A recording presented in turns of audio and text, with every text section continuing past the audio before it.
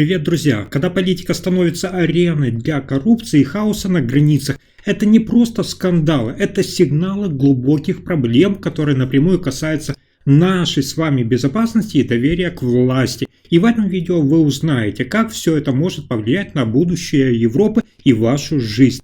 Но начну со скандальной новости. Против политика партии «Альтернатива для Германии» АДГ Максимилиана Краха проводится расследование по подозрению в коррупции и отмыванию денег. Генеральная прокуратура Дрездена в связи с этим подала запрос на снятие парламентской неприкосновенности с действующего депутата Бундестага. Расследование касается денежных поступлений из Китая, и прокуратура подозревает, что они могли быть связаны с преступными действиями во время его работы в Европарламенте, где Крах ранее занимал должность депутата.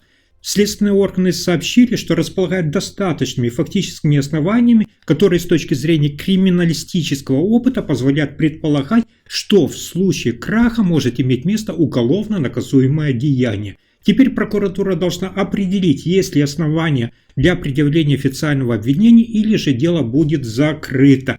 При этом подчеркивается, что в настоящее время действует презумпция невиновности. Хочу также отметить, что расследование по другому делу о предполагаемых денежных поступлениях из России также продолжается и остается открытым, как сообщили в Генеральной прокуратуре.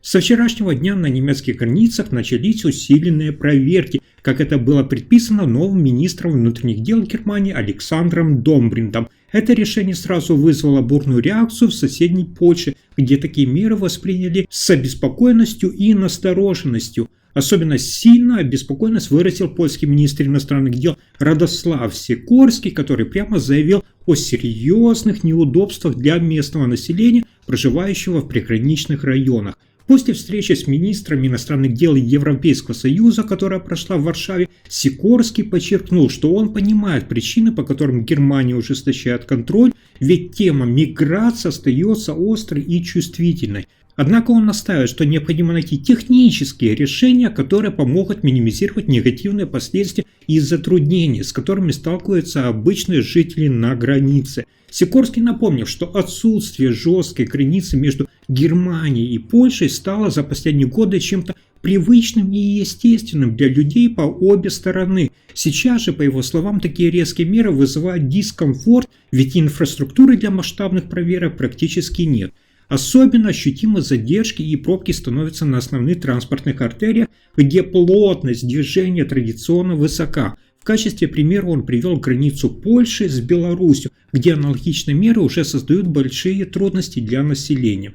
Что касается немецкой стороны, то новоназначенный министр внутренних дел Александр Домбриндт сделал усиление пограничного контроля одной из своих первых задач на посту. Он заявил, что цель – сократить количество беженцев, прибывающих в страну. Для этого планируется увеличить число сотрудников федеральной полиции, патрулирующих границы, а также начать отказывать во въезде тем, кто подает заявку на убежище, но прибывает из так называемых безопасных третьих стран. В правительственных кругах Германии напомнили, что таким образом меняется директива 2015 года, которая позволяла въезд таким лицам. Теперь же вновь вступает в силу статья 18 закона об убежище, где четко сказано, цитата, «Иностранцу следует отказывать во въезде, если он прибывает из безопасной третьей страны». Немецкие планы по усилению контроля на границах вызвали особенно сильное недовольство у ближайших соседей. Польша, Чехия, Австрия. Критические замечания последовали и из Швейцарии. Польский премьер-министр Дональд Туск, выступая в среду на встрече с федеральным канцлером Фридрихом Мерцем, четко дал понять, что считает крайне важным сохранить свободный проход между странами. По его словам, это отвечает интересам как Германии, так и Польши. Он подчеркнул, что любые односторонние действия в этой сфере могут навредить взаимному доверию и европейской стабильности. Австрийская министр иностранных дел Беате Майнле-Разенкер, прибывшая в Варшаву с официальным визитом, напомнила, что любые меры по усилению контроля на границах должны строго соответствовать европейскому праву. По ее словам, любое нарушение норм Европейского Союза в этом вопросе может привести к юридическим последствиям и подорвать доверие между странами-членами. Тем временем новый министр иностранных дел Германии Йохан Вадефуль После переговоров с польским коллегой Радославом Сикорским попытался сгладить ситуацию. Он заявил, что Германия не станет усиливать миграционную политику в одностороннем порядке и уж тем более вопреки воле Польши. Цитата: «Мы будем действовать шаг за шагом», отметил политик от ХДС в интервью.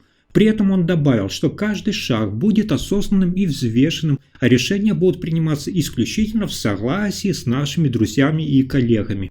Еврокомиссия полностью поддерживает этот подход. Там также настаивает на том, чтобы любые пограничные меры были максимально согласованы с другими странами. Пограничный контроль требует тесной координации, особенно со всеми затронутыми государствами-членами, заявил официальный представитель Еврокомиссии, комментируя действия немецкого правительства. Он добавил, что Брюссель находится в постоянном контакте как с немецкими властями, так и с их соседями. Цель – получить всю необходимую информацию об этих мерах и об их практической реализации.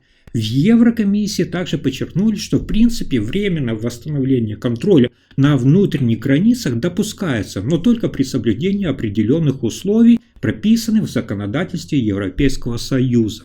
Новый канцлер Германии Фридрих Мерц ясно дал понять, в вопросе перемирия теперь мяч на стороне России. Если Москва не согласится на временное прекращение огня, то Берлин совместно с западными союзниками намерен усилить санкционное давление. Европейский Союз в этом контексте выдвигает предложение, которое полностью соответствует позиции президента США Дональда Трампа.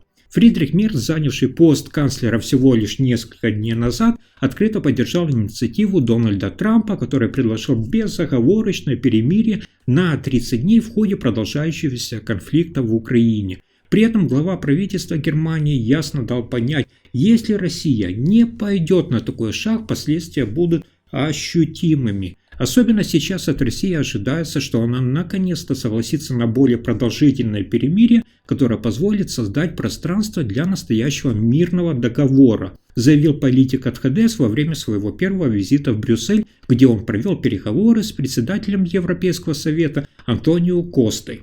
Он подчеркнул, что в случае отказа Москвы, Европа и Соединенные Штаты Америки не станут медлить. Если этого не произойдет, мы не будем колебаться и совместно с нашими европейскими партнерами и Соединенными Штатами Америки усилим санкционное давление, добавил канцлер.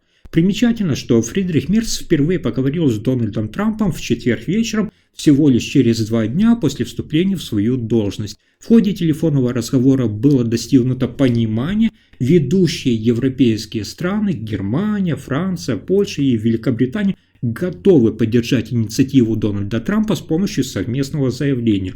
Цитата: «Существует проект коммюнике между упомянутыми государствами Европейского Союза», подтвердил Мерц.